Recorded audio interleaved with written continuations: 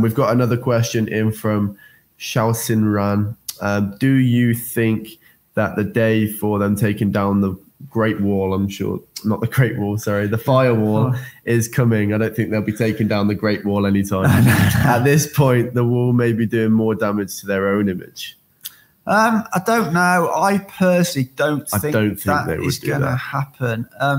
Now, I think it's important to understand this. Some of these companies that enter China, if you want to run your business in a country, you have to abide by those countries' laws. Yeah. And I think the issue here with the Facebooks and the Googles that are not available here is because those countries wouldn't abide by China's rules.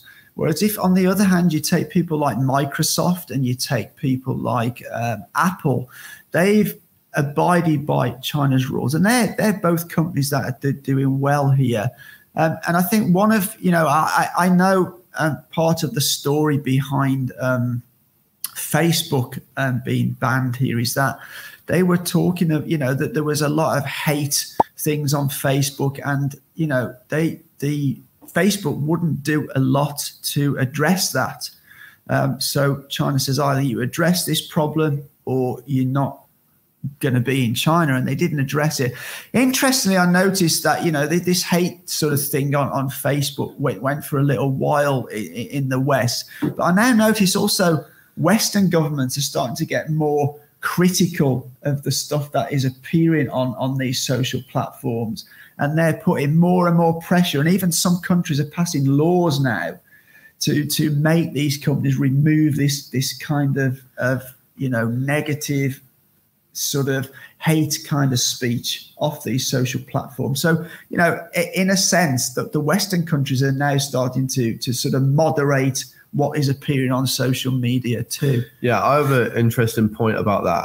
I think it's an interesting conversation to have about, yes, everything on the internet here is censored by the government. In a capitalist society like in the West, the massive corporations like the Facebooks, the Googles, they have a lot of power over the political message, than the political narrative. Like, for example, we see with YouTube, some of our videos that we touch on hotter topics or more controversial topics, they get the instant demonetization or limited ad status due to YouTube's advertiser-friendly guidelines that don't particularly have to coincide with the law. Coincide with free speech, because you can say things that is really going to hamper your revenue, your ability to earn revenue. Which, it's not going to get taken down off YouTube. However, I think there's been some stories where they have. Yeah. But I'm not so much talking about that. But they will guide you in which way you want to go, because you're not going to be earning any revenue from your work if you're doing things that doesn't politically align with the corporation. As well as Twitter, they've had so many stories about people getting removed off Twitter for things that are not against the law. It's just against their policy of, for example, dead naming someone is one of them.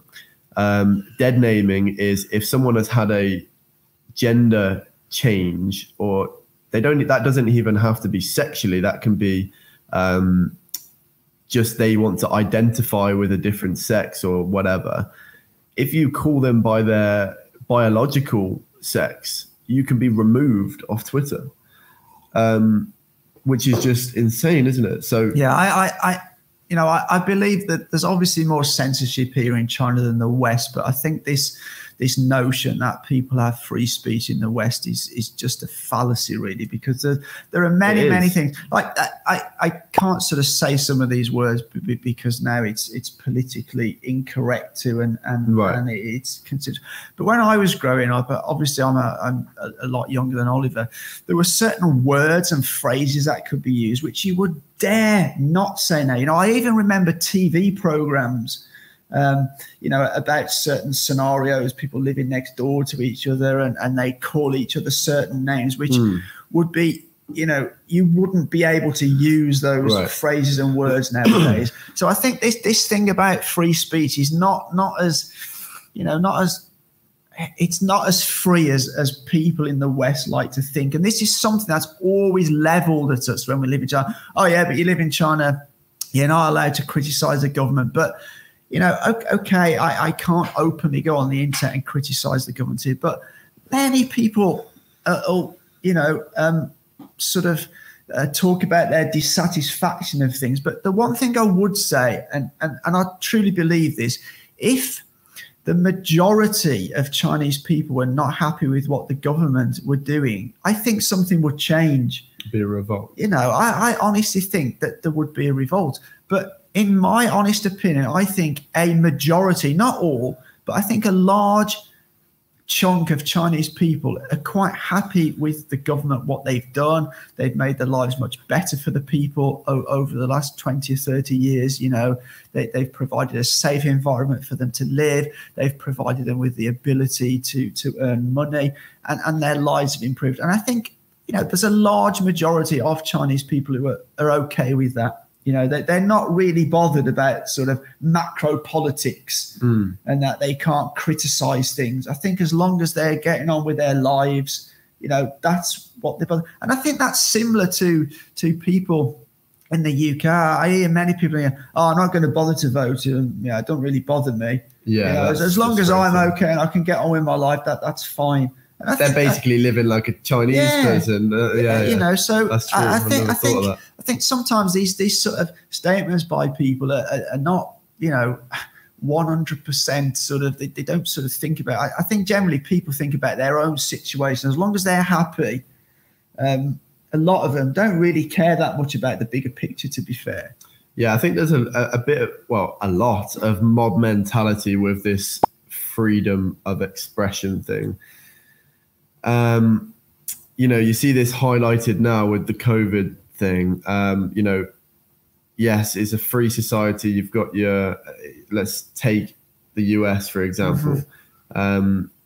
You're free. It's the land of the free, right? Yeah. But all of a sudden, there's been a threat to public health.